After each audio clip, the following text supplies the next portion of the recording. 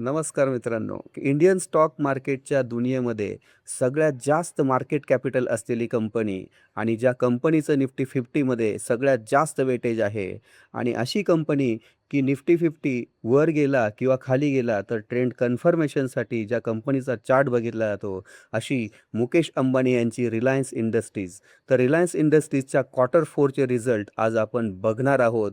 कंपनीने ते जाहीर केलेले आहेत.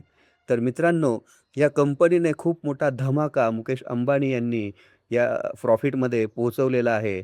तर थेट 18,900 कोटीचा यांचा जो काही प्रॉफिट झालेला आहे, म्हणजे मागच्या वर्षाच्या तुलनेमध्ये 10 ते 12% कंपनीने ग्रोथ केलेली आहे. मित्रांनो, रेव्हेन्यूसुद्धा कमी नाही, तर रेव्हेन्यूसुद्धा थेट 2.4 लाख कोटीने वाढलेला आहे. म्हणजे आता जी काही खरी गंमत आहे, ती आहे जिओमध्ये. जिओचे जे काही युजर्स आहेत, ते 48 कोटीपेक्षा जास्त झालेले आहेत आणि त्यांचा जो काही कंपनीचा आरपू आहे, तो सुद्धा 200 प्लस झालेला आहे. म्हणजे डेटा बिझनेस फुल पैसा कमवून देतो रिलायन्स इंडस्ट्रीजला.